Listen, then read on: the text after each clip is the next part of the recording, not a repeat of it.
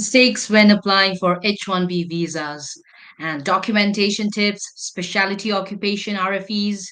And friends, I know we started this topic last week, but this topic is so vast and so important that we cannot miss out on any details. So, a lot more to talk about this. Stay with us.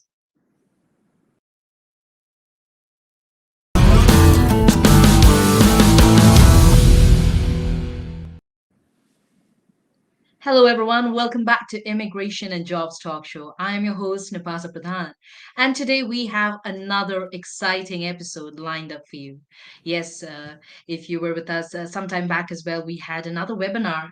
And to not miss out, check us out. Yes, we are Immigration and Jobs Talk Show on LinkedIn, YouTube, and Facebook, wherever you are joining us from. Thank you so much for joining. And yes, if you have any questions to the attorney directly, to us as well, anything about immigration and jobs, don't forget to comment because we would love to take up your questions today as well. And absolutely, I'm very excited for today because joining us today is immigration attorney Chan Parvathaneni from the law firm of Sim Parvathaneni and Brown PLLC with a primary focus on employment-based immigration. Yes, friends, without further ado, help me welcome him back. A big hello to you, Attorney Chan. Hello, Nipasa, and hello everyone that has joined in today. It's very nice being here. Thank you. As always, I'm already looking forward for this very enlightening session we are going to have today. And we are covering this topic. It's the second episode, mistakes when applying for H-1B visas, documentation tips, specialty occupation. And we spoke about all of this, and many of the questions we had last week, when it comes to the documentation, the process, even addressing gaps in employment history, so many things. So before we start, Attorney Chand, if you would just like to, give our audience a sneak peek into what we spoke about last week and probably what we're going to touch up on this episode today. Sure, sure, Nipasa. So, hello everyone. My name is Chand Parvathaneni, and I'm an immigration attorney based in Dallas. So, last week we talked about primarily H-1Bs and something called specialty occupation. From the entire H-1B angle, the job has to meet something called the specialty occupation standard, and the case will only be approved if that particular job meets that standard. So in the entire H-1B process, the most complex part and the most important part is specialty occupation. Any company that files a H-1B petition, they have the burden to prove that that particular job is a specialty occupation job.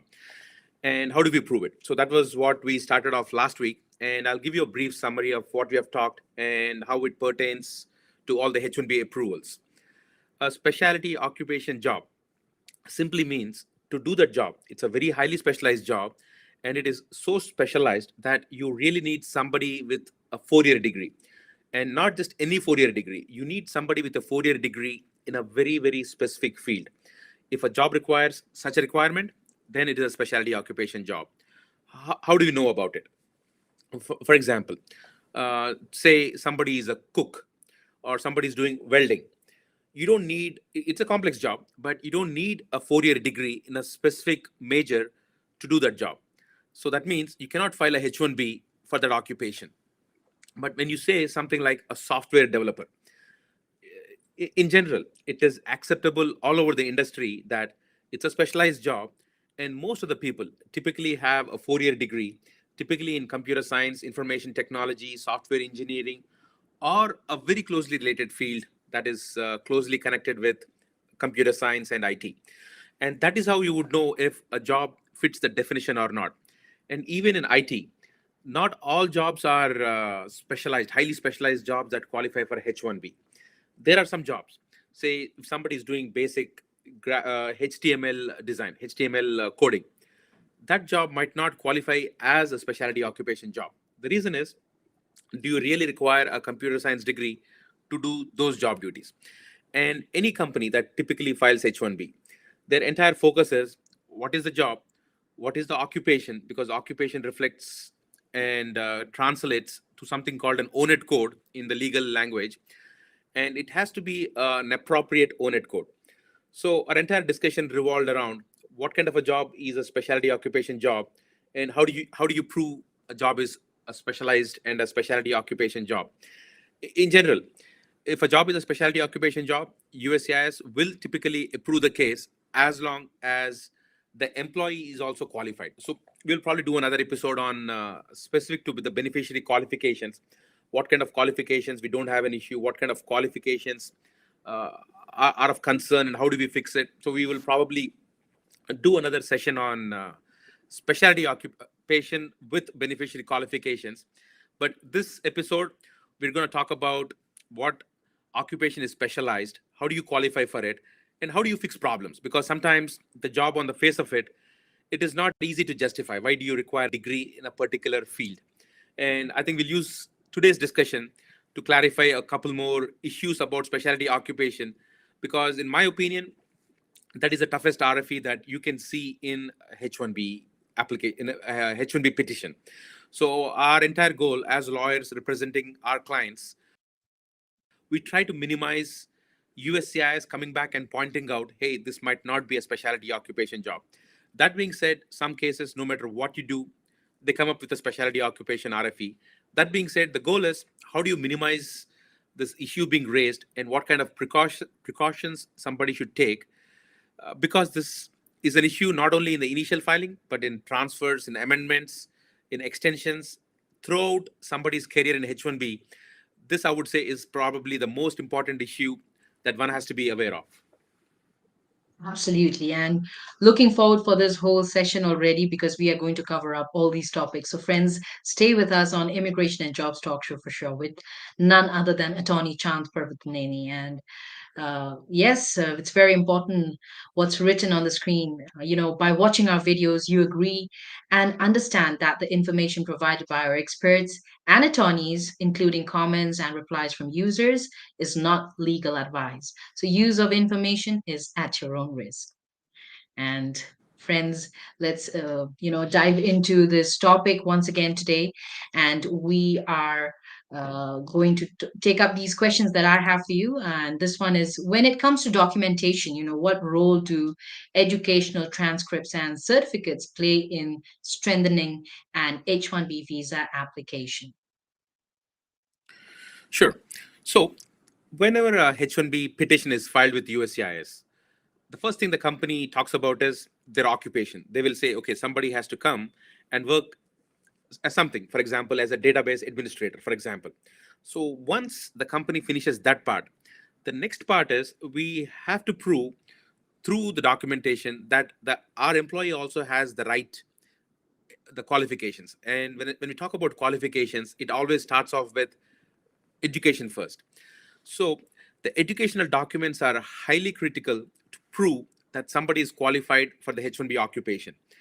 And what that means is there are a couple of things that we have to prove. We have to prove that the employee has a degree that is equivalent of a US degree. So if somebody has a degree in India, it's called, say, a BE, Bachelor of Engineering.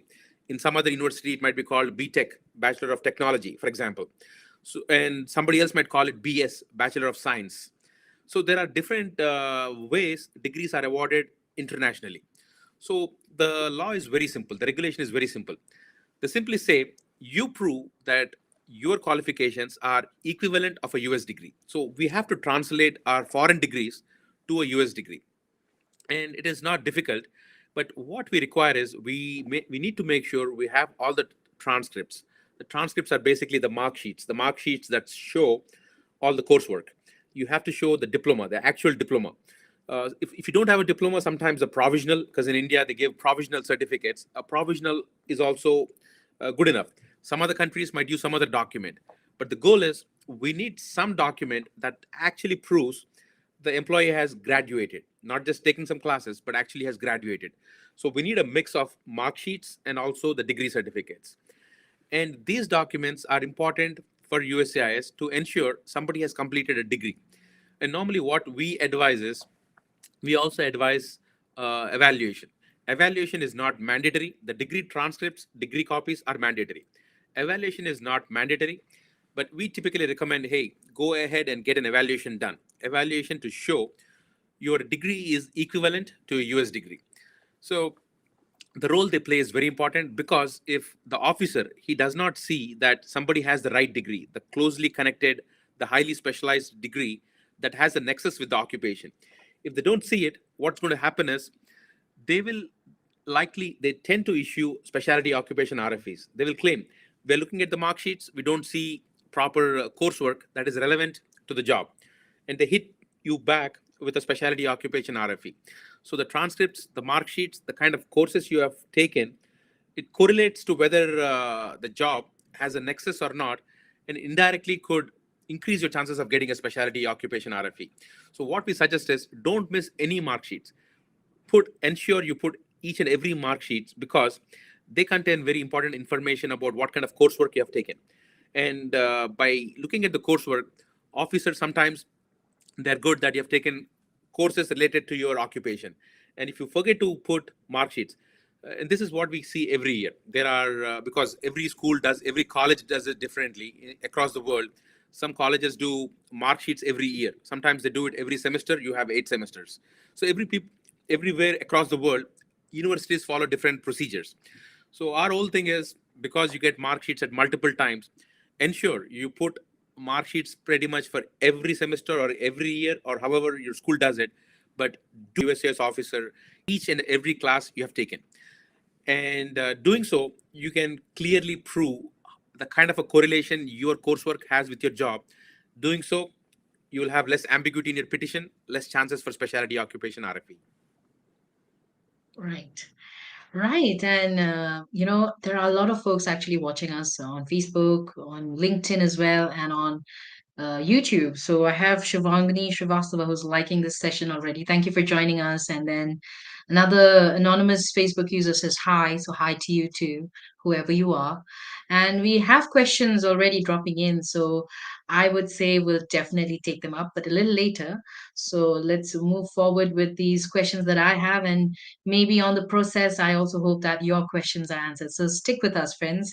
And Attorney Chand, what are some strategies for addressing gaps in employment history or educational background in an H-1B visa application? Sure. It's a very good question, because we get this question all the time. Hey, I had failed some classes, or I had to take a semester drop, but I eventually graduated. Or I had to take a break from employment for a few years because of personal reasons. I got back into the employment market.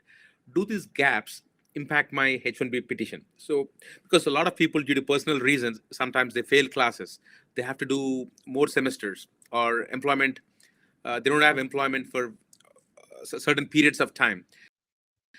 The good news is, USCIS on the US side, on the H-1B side, and the H-1B approval side, they typically tend not to look too closely into these gaps. If somebody has failed some classes, but he has taken those classes and done an extra semester, finished it, or if somebody has some duration where they were not employed, that's okay, because the rule is very simple.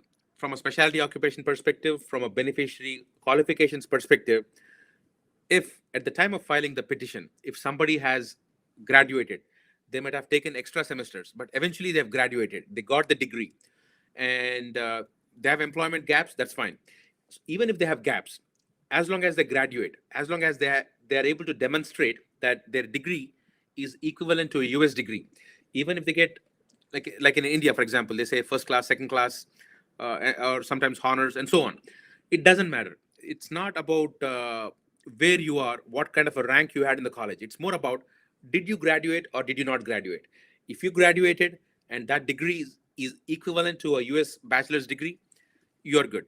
So when somebody has a gap in either employment or studies, it's okay as long as you have graduated and your degree is equivalent to a US bachelor's degree in that field.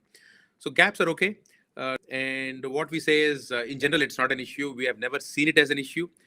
That being said, at the stamping stage, when eventually you have to go for stamping back in India, sometimes there is these issues. So at least as long as you have some logical reason, if you have done bad in one semester, that's fine. You have covered it. You have graduated. So just be prepared to explain those gaps more at the visa interview stage.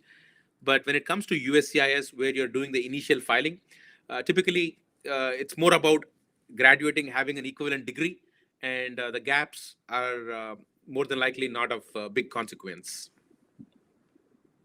All right, so not to worry, friends. And also, we have Aditi Tiwari who's joined us on LinkedIn saying, "Hi, team." So, hi, Aditi. Thank you for joining. Stay with us because I'm sure this is going to be a very, very informative session with none other than Chand Parvataneni.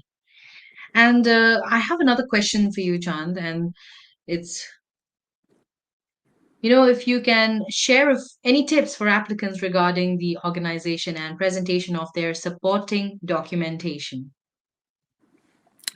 Sure. So again, H-1B. H-1B is always filed by your employer. So you're not going as an employee will not sign on any documents, any petition forms for the H-1B.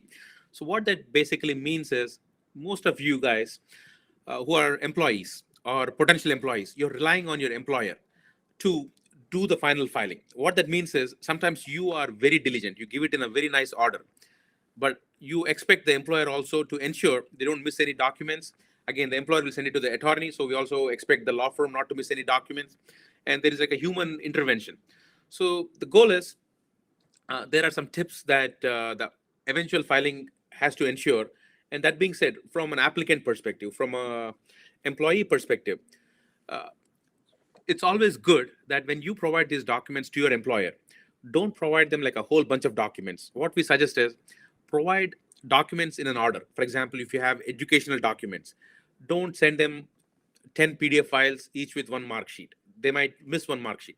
Try to send them merged files. For example, all the educational documents.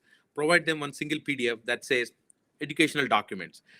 The reason is if you send them multiple PDFs, multiple mark sheets, they get confused. They might not arrange it properly, and they might do things in a rush because deadline things are deadline intensive and they're doing things at the last minute. So you have to probably take it up and then ensure you don't confuse them, but provide documents in a very clean and legible manner. And what that means is uh, educational documents are most important. Provide only a single PDF, put everything in order, all the mark sheets in an order. One thing. Passport is one very important document. So just send them the passport. And typically, what we always say is just submit the biographical page of your passport. You don't need to submit each and every page of your passport, not for the initial petition. So simple, just provide them the biographical page of your passport. And apart from that, the only other major documents that typically are required from your side is typically your pay statement, especially if you're in US. Your pay statements, provide them in one particular order. Things and don't provide them and don't overwhelm your employers with a whole bunch of documents that might not be relevant. And I'll give you examples. Things like your old company offer letters. Say you worked in a company 10 years back and you had an offer letter that is like 30, 40 pages long. Offer letters from your old companies, they are not required for H-1B filing, for example. They're not required. Don't send it to your employer, because what will happen is when you send it to your employer, sometimes they, in a rush, they put documents. And you don't want to confuse the USCIS officer. You want to be clean about what you're trying to argue and put documents that are relevant. Any other documents that are noise, you don't need to provide them. So, and things normally that we see are offer letters that are like very lengthy, old company offer letters. They're not required. So don't provide it. And so a lot of things that are not relevant, don't provide it. And keep it very clean. It's your passport copy, it's your mark sheets, your educational documents that are most important in terms of the filing. From an employer perspective, they have things that they have really have to be very neat about. And on the employer side, they have to document your job. They have to document your job duties. They have to document the offer letter and the employment agreement they gave you. Employer side, they have that burden, and employers have to make sure they are in that order. There is also a memo, famously called as it's a USCIS memo that came in 2020. It talks about contracts. It talks about client letters. The current rule says you don't have to provide contracts. You don't have to provide MSA, POs, or client letters or vendor letters. So when they are not making it mandatory to provide those documents, our recommendation is keep it keep it to the point what the regulation requires you to do.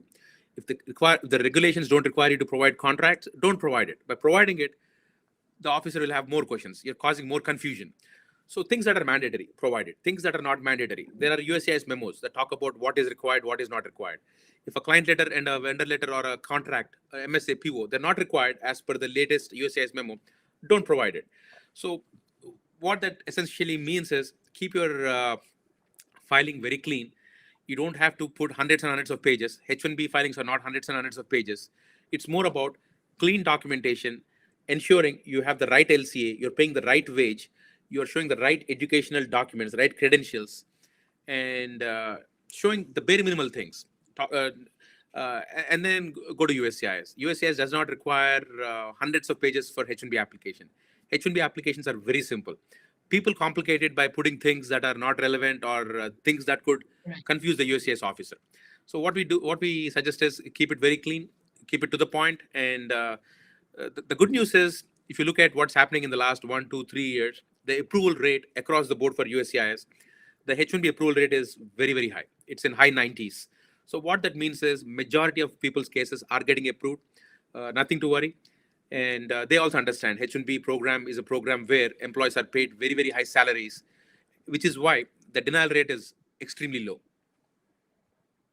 True, and I hope that this tip is going to be very, very beneficial for all folks out there, So stick to the point, keep your documents in order, and just stick to what is most necessary. You already given the tips, and I hope that, once we're done with this live session, you will also go through this whole session once again because there's so much to know and so much to learn. So let's move on to another question I have for you. And how do you recommend applicants handle situations where their job title or duties may not perfectly match the criteria for a specialty occupation? Sure. We have these cases where, so you have this called the owned occupations. So the owned occupations are what are given and to be used when filing the H-1B petition.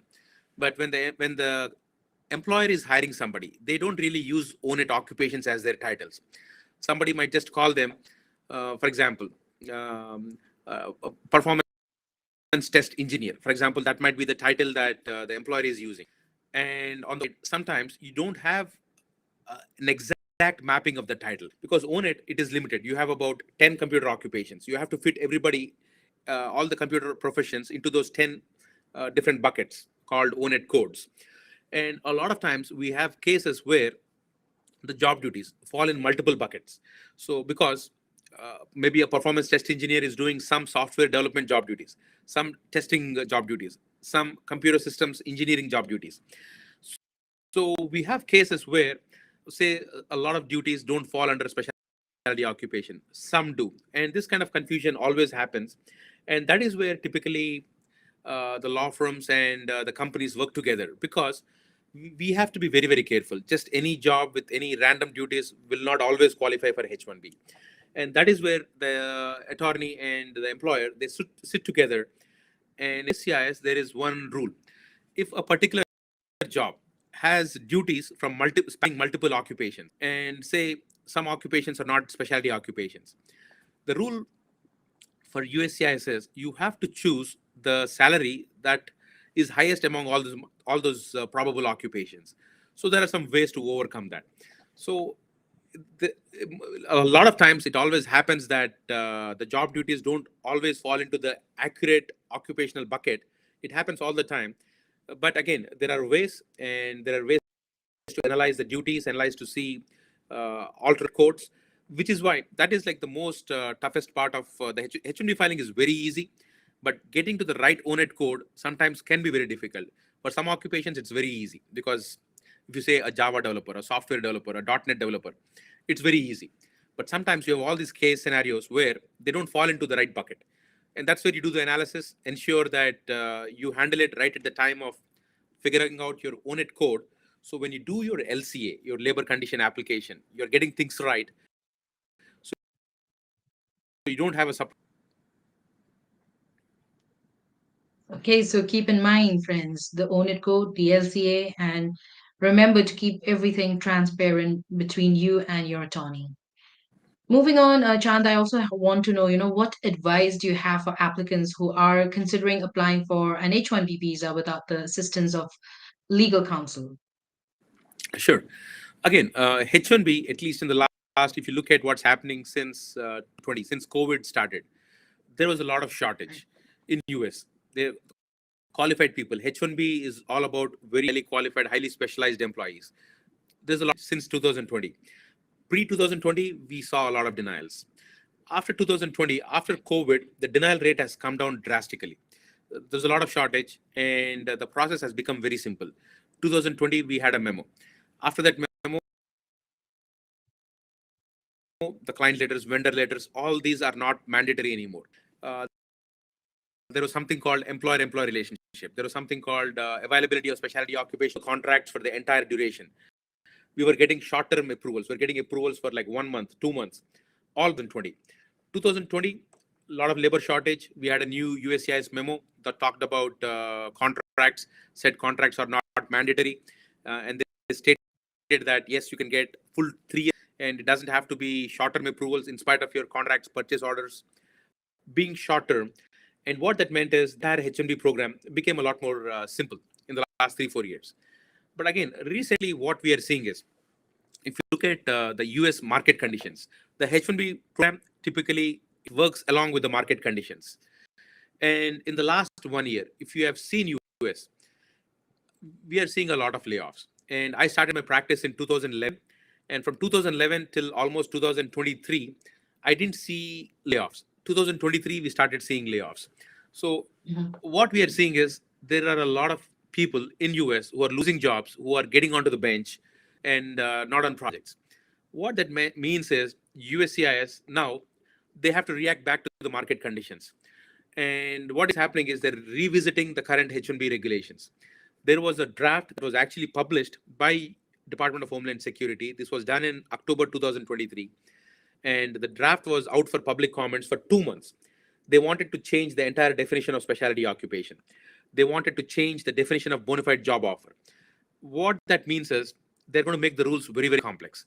They already made some rule changes earlier this month, and they said they're not done, and they're going to continue to make some changes based on the draft that was published in October 2023. And the draft I'm referring to, it's called Modernizing the H-1B Program. And this came out in 2023, October. And if you Google, you'll see it. USCIS more than likely will make more changes to the H-1B program this year. And again, a lot depends on the market conditions. Right now, if the layoffs continue, I expect to see a final rule. If the layoffs don't continue, you might not see any difference. That and the reason it is pertinent to our discussion is because H-1B program, it's not H-1B filing. It's not a complex process. People, companies, a lot of companies do it by themselves. Companies do it, and last couple of years, things have been a little bit easier. That being said, this is an election year. There is an election in November, and whenever there is an election in US, you can always see immigration being one of the most important topics. Already, the Biden administration and President Trump, both of them, they're talking a lot about immigration. So immigration is going to be a big focus during election year. What that means is rule changes are potentially possible during election year, and we already know that there is a draft that has gone through the publish stage. So changes are possible. If the changes come through, the program is going to get very, very complex, like it used to be pre 2020. Pre 2020, it was definitely very complex. Back when we had this employee-employee relationship, short-term approvals, and so on. So what that means is, you definitely need to be at least be aware of the rule changes, the law, how the laws are changing, and the reason a lot of people use the law firms is because lawyers know when changes come through. And that being said, the H-1B fees is very high. Companies pay anywhere between $2,000 to almost $10,000 in the new rules that are going to come into effect from April 1st. So the fees that somebody is paying to the US government for the H-1B program, it is very, very high. And compared to that, the legal fees is a very small component, which is why a lot of companies try to use legal counsel. That being said, if a company knows what they're doing, they're keeping up with the law, and they know what they're doing, they can do it by themselves. However, the main thing is ensure you're keeping up with the law, keeping up with the rule changes, because rules are changing drastically. This earlier this month we had a whole bunch of changes that came in. Luckily, nothing drastic except the fee increase. But down the line, you never know. And H-1B program, it's a very dynamic program. based on the market conditions, based on the political climate, things keep changing. And one just has to be aware of all the regulations before doing the filing. Absolutely. You heard it right, friends out there. So, for more updates on immigration and many, many things that are changing, the rules, regulations, you don't forget to subscribe to us because we keep posting a lot of information on these topics. And yes, moving on, I got another question for you, Chand. And, if you can tell us if there are any specific pitfalls or challenges that applicants from certain industries or countries should be aware of, while applying for H-1B visas. Sure. So some industries always have some challenges, and some industries have some additional requirements. In software, it is pretty easy because most of the filings that we do are for software. Softwares are very easy. All you got to prove is whichever country you're from, you have a degree, you have an US equivalency, and as long as it's got an US equivalent, you're fine. But there are other industries, and the industries that we typically see are like the industries with a license requirement. If somebody is going to be a civil engineer in California, for example, and we have to do a H-1B filing for somebody who is a civil engineer in California, there is also another requirement that to call yourself a civil engineer in California, you have to be licensed in that state. So there is this licensing requirement. And the same thing goes for the medical doctors or pharmacists who are going through the H-1B process. They have some licensing requirements. So certain industries have this challenge of getting being licensed, and that is something what the attorney will be able to discuss. So certain industries which are not like IT industry have some additional requirements, especially if there is a licensing requirement, and certain fields also have these additional defense requirements. If it's a field that is involved with defense, you have to be aware, and there are some additional attestations.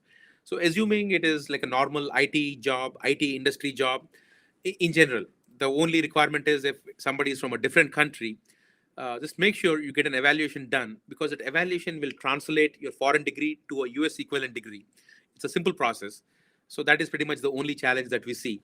But definitely other industries, specifically the industries that require a license, they those have some additional challenges. And the biggest thing is somebody who's working in that industry should also be aware of their requirements. Some industries require a license, industries require some experience requirement, and so on. And so these are the things that people from other industries have definitely have to focus on. And if in doubt, always check with your employer, check with your law firm, the company's law firm, and they'll be able to guide you. Absolutely. And friends out there, definitely stick with us because we have so much more to discuss with Attorney Chand Parvataneni today. And this is Immigration and Jobs Talk Show. I'm Napasa Pradhan. So if you have any questions directly to Attorney Chand, you can also mail him at law@spblawfirm.com or call him or WhatsApp him on the number 817-523-8247 and visit his website spblawfirm.com for H-1B, green cards, and more questions to him if you have any. So just go for a short break now. Don't go anywhere.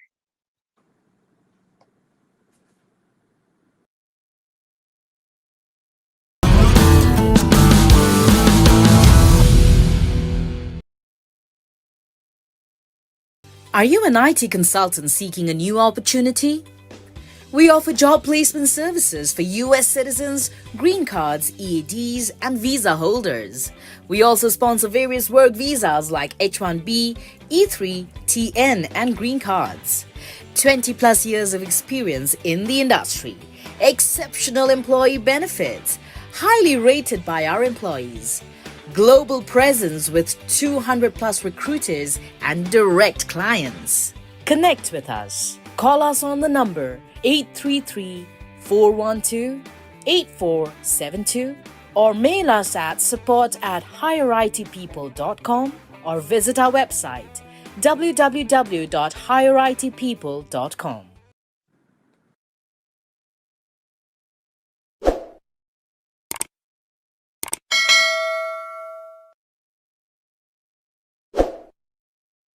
Of course, we're giving out tips as well, and also talking about specialty occupation R.F.Es with none other than attorney Chand Parvataneni. And this is the second episode with him regarding this topic. And we are definitely hoping for, H-1B visas to be coming more early. I mean, seriously, looking at the speeding cars in your background, I do hope that this process becomes faster somehow for folks out there, for applicants out there. Right, Chand? Yes, that's correct. And H-1B program, I mean, luckily, at least nowadays, the approval rate is very high. And the reason is like there's a lot of shortage. In spite of all the layoffs, there is still a shortage for all the good technologies. And what that means is that we as a country in US, we do require talent. And people with these highly specialized degrees, they bring a lot of talent into US. And thing is, if everybody follows the process. This is not a difficult process. Initially, it looks tough. I think the toughest part is getting through the lottery because H-1B has a lottery. But once they get in, people are highly qualified. They are paid very high salaries. If you look at the salaries for H-1B program, it is, I mean, the average I would say is like $100,000 nowadays. So with these kind of high salaries, the political climate, in spite of the political climate, they typically want to encourage people on H-1B because they are bringing a lot of talent back to US, and in doing so, they're actually contributing to the economy of US. True. And uh, yeah, let's move on since I have more questions and I can see many questions coming up on the different platforms. We are going live right now on LinkedIn, YouTube, and Facebook. So before we get on to the questions from the audience out there watching us, I have a few more questions. And yes, how important is it for applicants, to thoroughly understand the requirements and criteria for H-1B visa program before beginning the application process? It is pretty important. That being said, it is very simple. I think from an applicant perspective, the main thing they have to understand is find the right company. Very important. And make sure you get a job offer that you like because you enter into a discussion with the company. The company will tell you what they want to hire you as. That's very important. Make sure the company is genuine. There are a lot of fraudulent companies out there. So just be cautious. Ensure you do your own research. You talk to people, you get referrals. The way it should work with you accepting employment is make sure you talk to somebody that worked in that company. Referrals are the best way to do some digging and find out what's happening with that company. That's very important. So once you have the right company, you're confident this company is a genuine company. People have worked with them in the past. The next big thing is ensuring that your credentials, typically your mark sheets and your degree documents, they go to the employer and the employer follows the process because employer is the one that will do the H-1B filing. Employers know the process, and as long as you know you have a reliable employer, I think they will take care of it, assuming you're providing them with your credentials, which is basically your mark sheets and your degree certificates.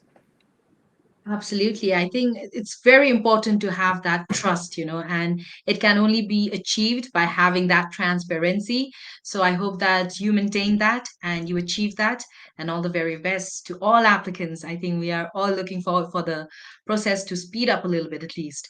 And moving on, I have another question to you. And if you can actually discuss, the role of the employer in providing supporting documentation for an H-1B visa application. Sure. So again, a lot of questions that we get are: is the employer, are they required to provide certain documentation to the employee? Is it mandatory or is it not mandatory? From that perspective, we'll talk about two things. One, what is the documentation required when somebody goes for the visa interview? That's one part. And if somebody is in US, what is the mandatory list of documents that the employee should get? Say somebody's in US, they file a transfer, they get an approval. So what kind of documents is the employer required by law? What are they required to release? And on our side, the main thing is what we say is the approval copy and the LCA, the labor condition application. The company doesn't have a choice. They have to release the LCA to the employee. Because I know a lot of companies typically try not to release the supporting documents. That's their prerogative. But when it comes to LCA, the company doesn't have a choice. The company has to release it. It's illegal if the company does not release the LCA copy to the employee. So that's That's where I think everybody should understand that as an employer has the burden to release the LCA copy. Employer and employee have to make sure. Employee has to make sure they get that document. Employer does not have a choice. It's not like this is my document. I refuse to provide it. They cannot say that. Okay, very important. Now, when it goes to the stamping part, again, typically some employers just give the approval copy and just give a verification letter. Employ, document that explains this is your role and you'll come and work and so and so. They'll summarize their application. Technically, that is enough to get a visa. But again, what we recommend is we recommend that the entire H-1B petition, the entire scan, basically, which includes the I-129, which includes the supporting letter, the supporting documents, everything that was provided to USCIS be provided to the employee. And most of our clients typically will provide the entire scan at the time of stamping. So basically, the supporting letter, the supporting documents, the company documents, the I-129, everything. That being said, when somebody is in US, the I-129 does not have to be released to the employee, but LCA has to be released. But when it goes to stamping, I would say the employer typically should provide as much as possible, and that as much as basically your entire petition that was sent to USCIS, better to release it over to the employee. The problem is some employers, they feel that data is confidential because it has the financial details about the company, how much the company makes, and so on. So some employers, what they do is certain information because they don't want their information to be private or to be public. Things like their net income, their employee counts, and so on. But that being said, if at all they can release the entire scan to the employees, that is the recommended way, because then the employee can answer things about the employer because they have access to the data. Right. It's important to be on the same page, at least that much I know. And right, Chand? Yes, that is correct. That way it solves for any ambiguity between the employer and the employee. So the employee is able to clearly talk about the company, talk about how many employees the company has, basic stuff. So our recommendation is everybody should be on the same page, and by releasing the entire set of documents to the employee, everybody will be on the same page.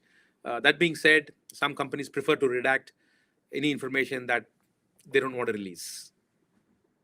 So true, so true. And do you want to share any significant, maybe incidents, whether you went through it personally or something maybe you want to share with us about this process, if there's anything significant in your mind right now? Sure. Things like the main thing is USCIS. Again, the officers in USCIS and the people who are adjudicating these petitions, they're trying to do their job. So it looks like sometimes they're strict, but again, they are very professional people, and they follow the rules. And I've not seen case. We have seen cases sometimes where it looks like it's a very erratic way of coming back with an RFE. But again, if you're able to go back and explain to the USCIS officer, they are very reasonable people. They try to do their job because you can do a FOIA request, you can get all the information back. So it is not like pure discretionary. If the USCIS officers do something that is not conforming to the regulations, tomorrow you can sue USCIS. I've seen a lot of people file lawsuits against USCIS and actually prevail. So people file lawsuits against USCIS, prevail. So there is like a big, nice process, a due process for people to fight back if you feel that you've been wronged. And what that means is USCIS officers, they don't want somebody to go back and file a lawsuit. They don't want somebody to go and um, cause a mess. So they are very reasonable. They follow the rules. And what that means is, from our perspective, from an employer perspective, from an employee perspective, we have to ensure that we give them the right data. We should not confuse them, and we cannot be ambiguous. And at the same time, we have to comply with the law. Somebody's filing an extension. What that means is you have to prove that you have been paid like you have been promised in the past petition. And if you put pay stubs which show that you're not working at the right location, right city, or you're not getting paid the right amount, then there is a problem. And definitely the USAS officer, they're going to point that out. And what that means is sometimes facts are facts. So if your facts are bad, you're giving chance to a USCIS officer to attack you. And what that means is be aware of all the rules, be compliant, 100% compliant at all times. That way you're not giving USCIS officer a chance, because they have to do their job. And if you give them a chance, they're going to point it back and say you're not complying. You're supposed to file an amendment. You didn't file an amendment, or you've been paid less salary. So you don't want them to complain. And what that means is know the rules, know the regulations, ensure you're in compliance. Because if you're not in compliance, they will catch you sometime in the future and cause a problem. Right, right. And I think we'll take a few questions before we move on to my questions again, Yeah, Chand, if that's fine. sure. So, this one from YouTube, Hatun or Haytun, if I'm pronouncing it right. Can you provide examples of documentation that effectively support the specialty occupation criteria for an H-1B visa application? So in the initial filing, the way to make your case super strong is provide a very detailed job description. And I tell everybody, a detailed job description means at least give me at least one whole page or probably a page and a half. Page and a half when you print it out. So you give a very, very detailed job description. That is the easiest and the best way to stop somebody from coming back and saying your job is not specialized. However, what happens is, in spite of us going back to people and saying provide very, very detailed job description, sometimes people come back and say, hey, we only have like 5 or 6 points that we can put. We cannot really elaborate more. And typically, those are the kind of cases that we always see an issue. So the most easiest thing that you can do is provide a very detailed job description, and I would say at least one whole page to two whole pages. As the more detail you provide, the more you'll be able to impress the USCIS officer that yes, these guys are doing something very specialized, something very complex, uh, and they'll be impressed. So put all tools, all technologies, everything that you can think of, every intricate detail about your job, and give a very, very clear description. First and the easiest way. And the second easiest way is if you have a degree that is not relevant, you more than likely will be hit with a specialty occupation if there is no nexus. So the easiest way is if you say you have a mechanical engineering degree, you're applying for a software developer job. To show that you have nexus, you mechanical engineering degree, it's very hard. But what you can do is you can do something called a work experience evaluation. Get a work experience evaluation done. For degrees that are not in the right field, get a work experience evaluation done right up front and put it as a part of your file. That will minimize your specialty occupation, because the minute the officer sees that you have a degree that is relevant by industry standards, your chances are minimized. That being said, that is the easiest way, and that is how we want to tackle it for the original. If you want to make it even more stronger, there are ways, but we typically say, hey, don't do that. Do it only if you get a RFE.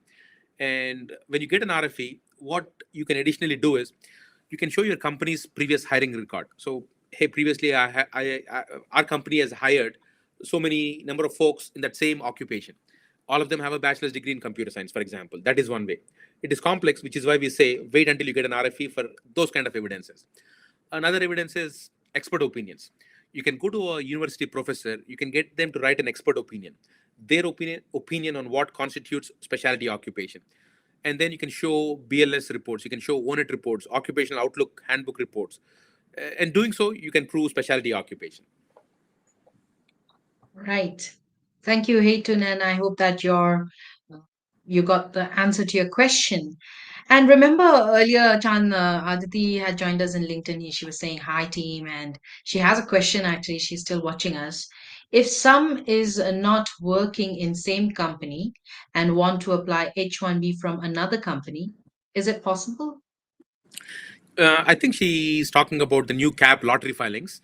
And if somebody is working in one company and they have an offer from another company where they're not working at, can they apply? And if that is the case, yes, H-1B can be for future employment. Employment will start from October 1st, 2024.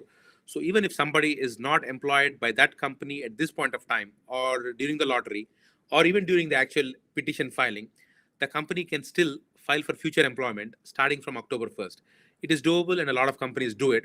There is no requirement that one has to actually be working for that company to file a H-1B. Okay, thank you, Aditi Tiwari, for that question. And I got this one from a Facebook user.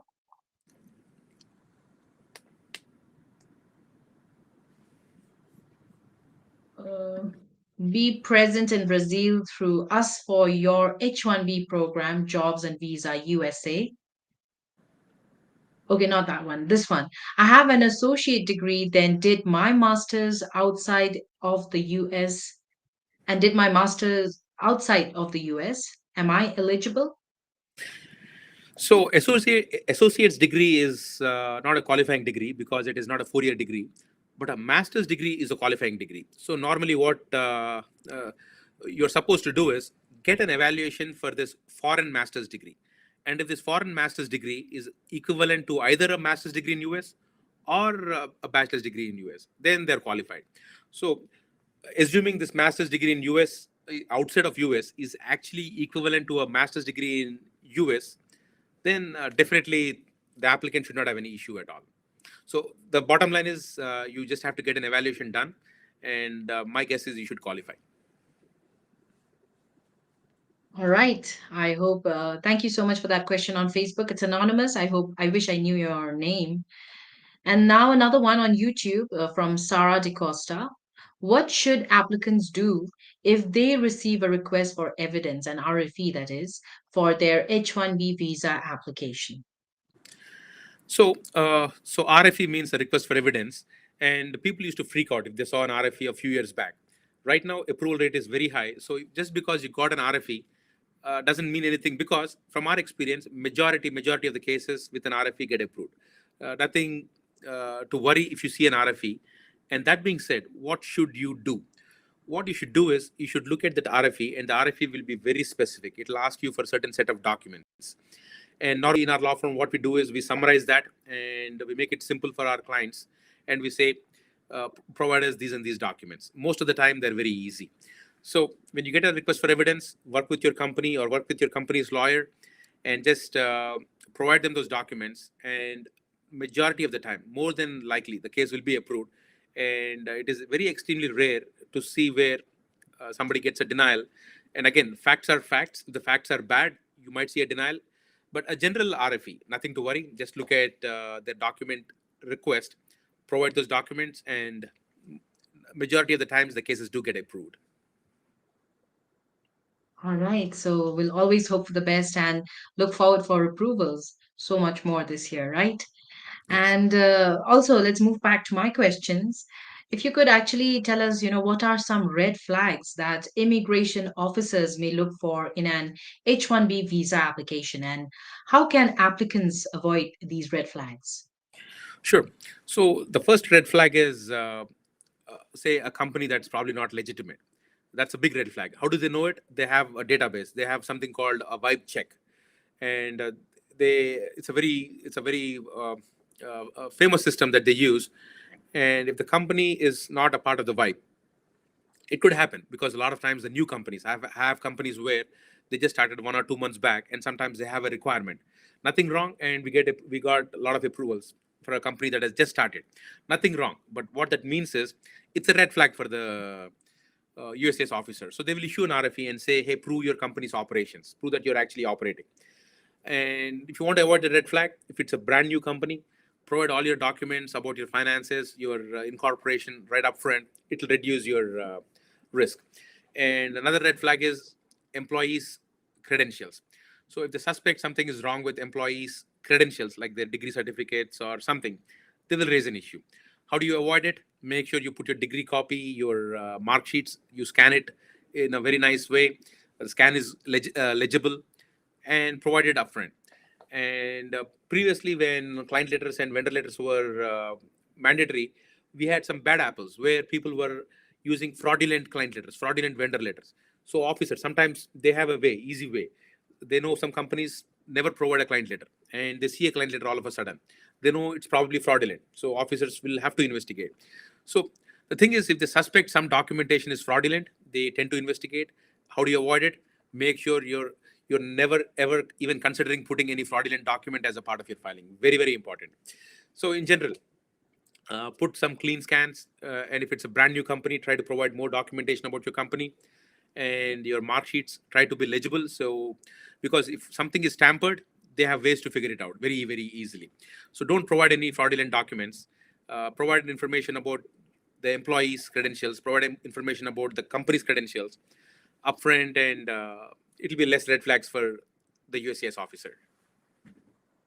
True, true. And if you could tell us what is Vibe, and is it the Dun and Bradstreet database? Yeah. So typically, if a company is in Duns and Bradstreet's database, typically it will show up in Vibe. But Vibe has a lot more than just DNB's database. So what we recommend is we tell companies, hey, just check with your DNB, Duns and Bradstreet's database, if it is there or not. If not, just get added to it. And Vibe is like it's a validation. It's a validation check. It's a database where they do validation of a company, of an employer. So a vibe, so we have a lot of RFEs where the company failed a vibe check. So if a company fails a vibe check, I would not be worried at all. If the company is not in DNB, I would not be worried at all, because if a company fails a vibe check, what will happen is the officer will say it failed a vibe check, and we want these documents. And typically the documents are your most recent tax return or your most recent payroll report, your most recent invoices, your probably your lease document, and so on. So even if it fails a vibe check, vibe is basically validation with their database. Even if it fails validation, the officer will give us an opportunity, and we can always submit the lease copies, your tax returns, your payroll reports. So even if a company is like 1, 2, 3 months old, it doesn't matter. You provide those documents, you can convince the officer. That being said, the DNB database, it's a good way to get yourself added to the DNB's database. And that being said, even if a company fails a vibe check, not a big deal. You can expect an RFE and provide all those documents in the RFE stage and get a clearance.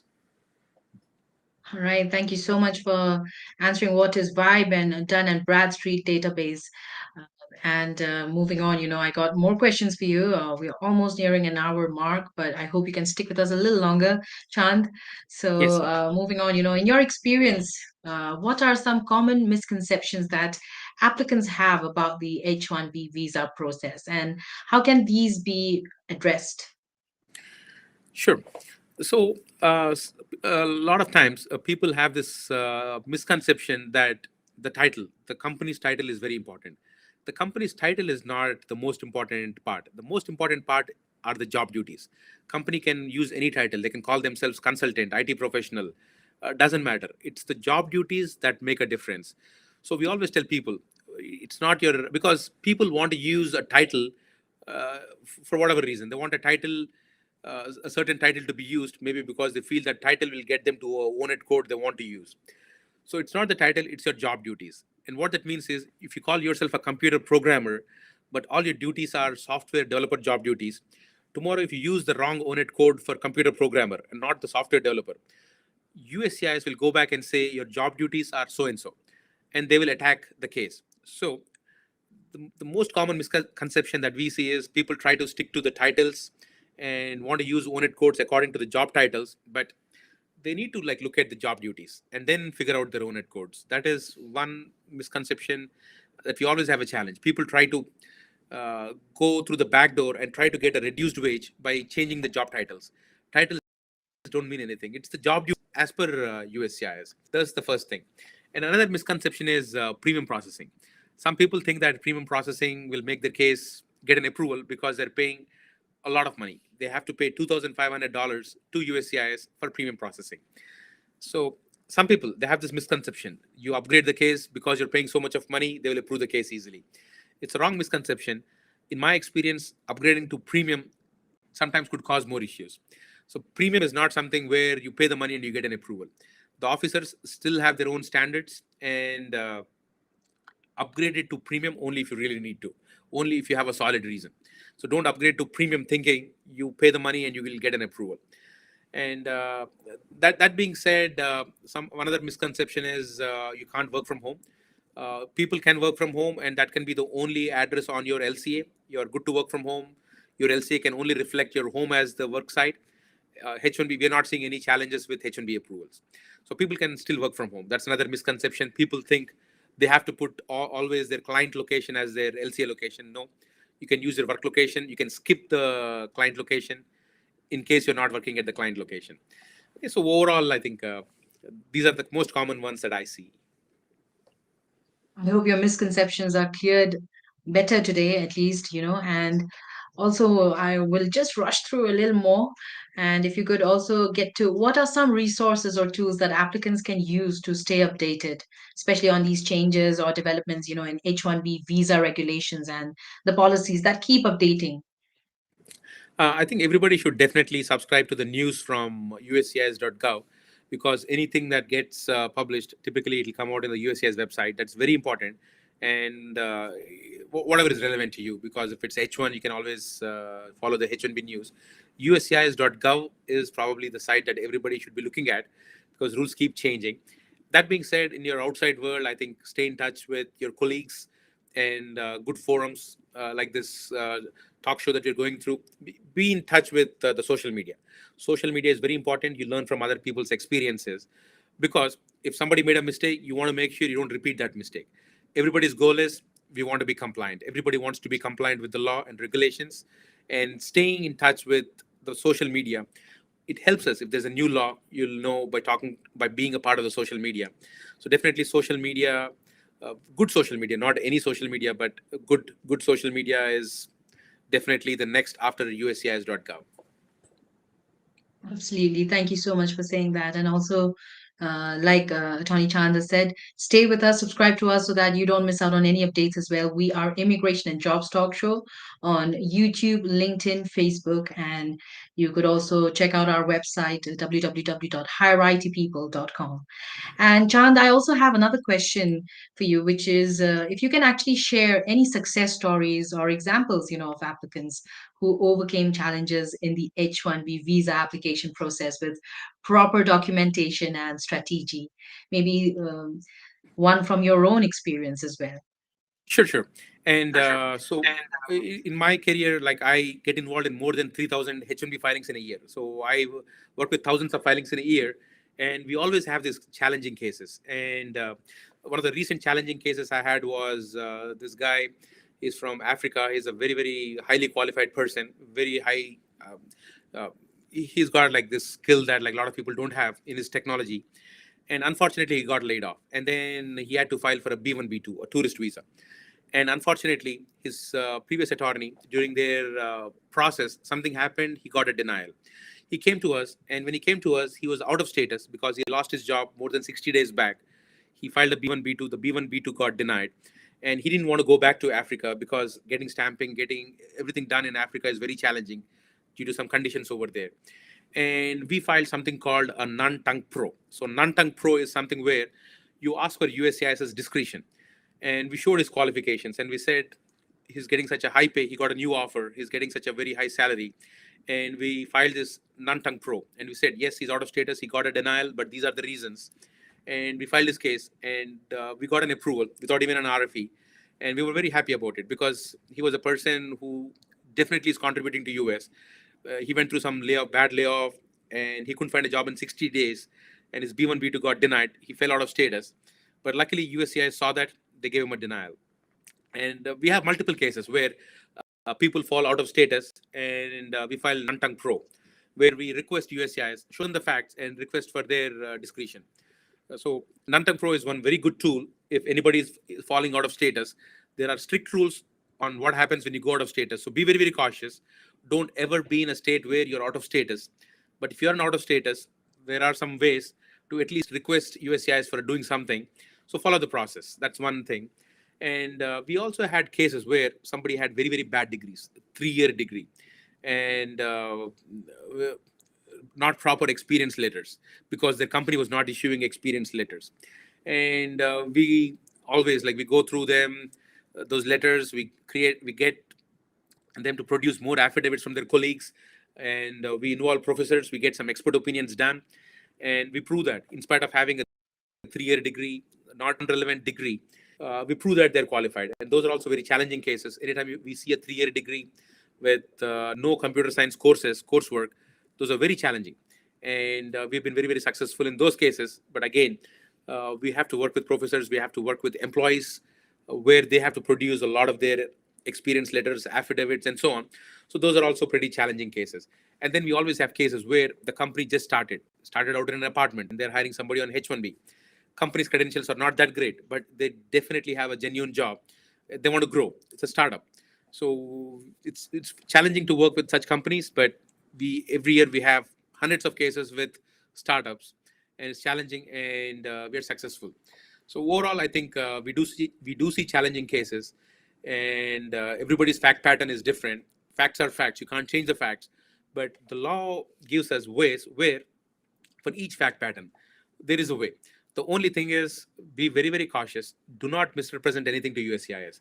USCIS is happy if you tell them you have a problem, and within the the the, the confines of the legal regulations, if you ask them, there are ways to get things done. So our whole thing is, do not ever misrepresent anything to USCIS. But sometimes bad things happen. Maybe you fell out of status for some unknown reasons, not things beyond your control. Things happen, but again, go through the process and work with USCIS. And most of the time, if there is no misrepresentation, there is no fraud, majority of the times they are very helpful. They don't want to kind of cause any problems. The only time I see a challenge is if somebody has criminal history, somebody has bad fraud or misrepresentation on their history. If employers do fraud, it's a different thing. If the employee is connected, that is when we see a problem. So if your employer has done something fraud, but you're not a part of that fraud, you don't have to worry. Okay, so these fraud misrepresentation are very very important concepts. If anybody is impacted, definitely talk to an attorney to ensure you don't have long-term repercussions on those things.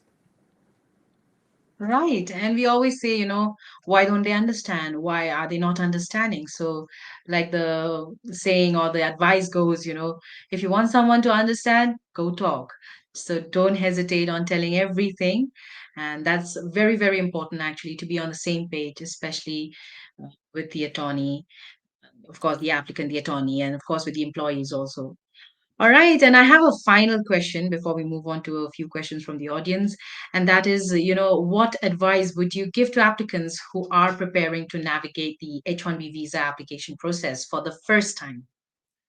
Main thing is, do some background research on your employer. Okay, make sure you get some referrals, good referrals. If you're comfortable with your employer, I think the process is smooth. Most of the employers are again good employers. It's very very few bad apples that always cause problems for everybody else in this industry. You guys have to be a part of this industry for a very long time. And what that means is, your very first H-1B job should be from a reliable employer. Employer can be small. It's not about employer being a very huge corporation. Employer can be a small company. Doesn't matter. USCIS does not discriminate between a company having one employee versus somebody having 100,000 employees. It's about the company being genuine, the assignment being genuine. So make sure you're working with an employer that is genuine and not an unscrupulous company. And that is the best advice I can give you. Work with a company that is reliable, get referrals. Okay, it is not about small company, big company, but it is about a genuine, reliable company with a genuine assignment. And doing so, you'll be successful in your H-1B. All right, all right. So, uh, I think it was a good session so far. So good. I mean, very enlightening. Thank you so much, Attorney. And let's move ahead with some questions, because we are holding you back for too long, right, Attorney? No So, problem. Raghav Jha, let's take up this one on YouTube. He says it is necessary to have LCA ready for a company just to fill for H-1B before the candidate gets selected, or it can be prepared once the candidate will be selected. So normally And the practical part is, people typically wait for the selections to be done, and only after elections they will do the LCAs. It's very very rare that any company does an LCA before the selections. It's extremely rare, and the only time that somebody even will have to do an LCA before the selection is if they really have somebody with a cap gap issue that is about to expire. The cap gap, their EAD card is expiring in the first week of April or so. If not, in general, uh, always people wait for the selections, and after the selections they do the LCAs. There is no rule that somebody has to do the LCA before the selections. So the rule is, you can always file the petition after the selection. It's only after the selection that you start the process, and that is when you do the LCA. right. And I got this question from Unnati on YouTube, and she's asking, can providing an insufficient job description be a reason for denial? So this is what will happen. Say, because we have cases where the employer gives a very, very small job description, which is insufficient job description. If you give an insufficient job description, this is what happens. You will always get an RFE. You will not get a straight denial. The USCIS rules are very clear. They will never deny the case directly for a insufficient job description. However, what will happen is they will issue an RFE and they will say the job description is too generic. Please expand the job description. So you will definitely get an RFE. You will have a second chance where you will be able to clear up that description. And so the denial will probably not because of insufficient job description initially. But once you get an RFE and then when you answer the RFE, if things are not clear, then you could get a denial. But definitely everybody has a second chance, especially for these insufficient job descriptions. So if somebody got a denial for insufficient job description, that means during the RFE stage also it was not fixed, because you definitely should have gotten an RFE where you had a chance to correct that problem. Right. Now, this one is from Jeevan on YouTube asking initial H-1B visa stamping at Delhi VAC denied. Yellow slip requests 212E waiver documents. No further details mentioned. What precisely is the required waiver document? Sure.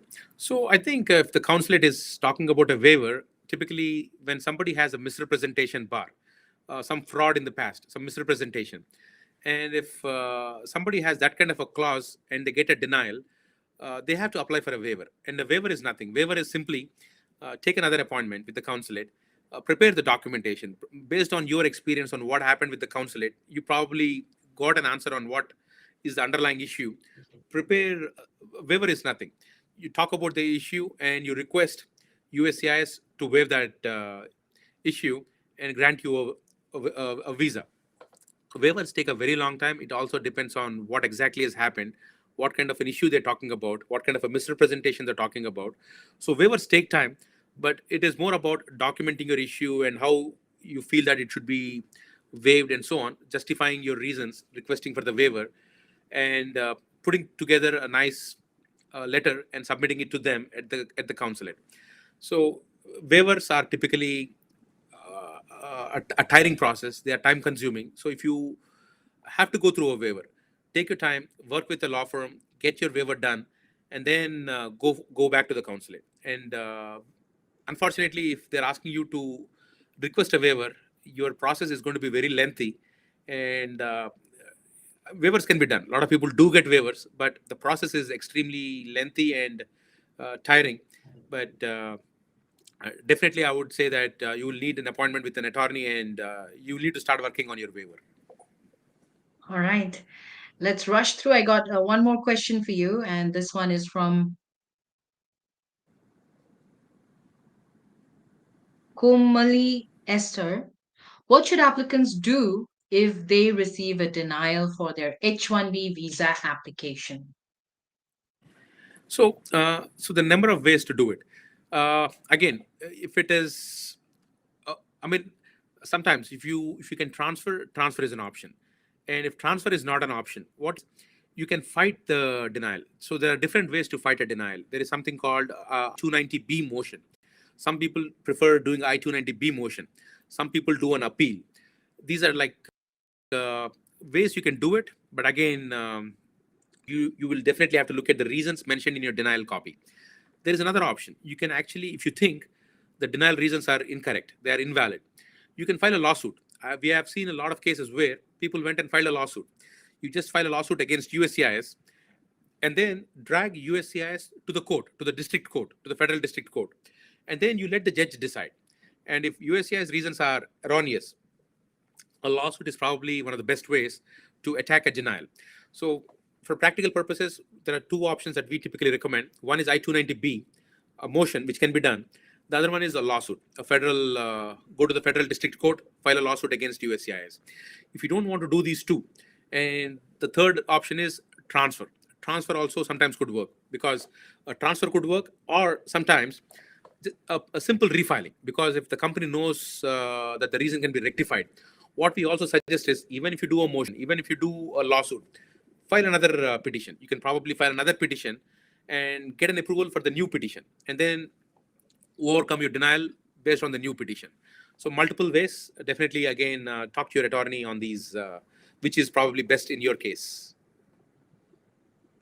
Absolutely. Thank you so much, Attorney Chan, today, for being so patient and, taking up all these questions from us and from our viewers as well. And remember, all you folks out there, if you're in need of expert legal guidance or assistance with your immigration matters, you can directly contact Attorney Chan Pravathaneni and his team at the law firm of SPB, and yes, all the way from Dallas, Texas. So it's going to be very, very nice because we are going to have him again in our next episodes. Definitely, you cannot miss out on these webinars and topics that we touch on immigration and jobs on this channel, Immigration and Jobs Talk Show. And absolutely, once again, thank you for sharing those invaluable insights, Attorney Chan Parvathaneni. And if you could wrap up, or if you want to say anything to all our listeners and viewers out there who are watching us before we leave. Sure. So next month the cap season starts, which means the H-1B lottery process starts on March 6th. So just keep working with your employers or your potential employers. Keep working with them.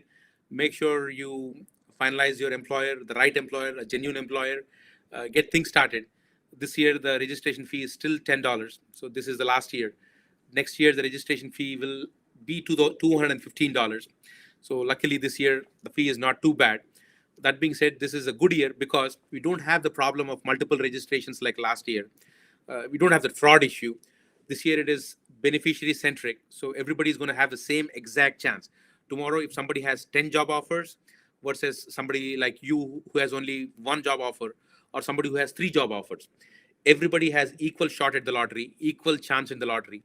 So it is a fair lottery, at least compared to the last couple of years, which everybody agrees was very unfair. This year's lottery is a very fair lottery. USCIS has fixed that problem. So hopefully, I think everybody will have more chances of success in the lottery selection than last year.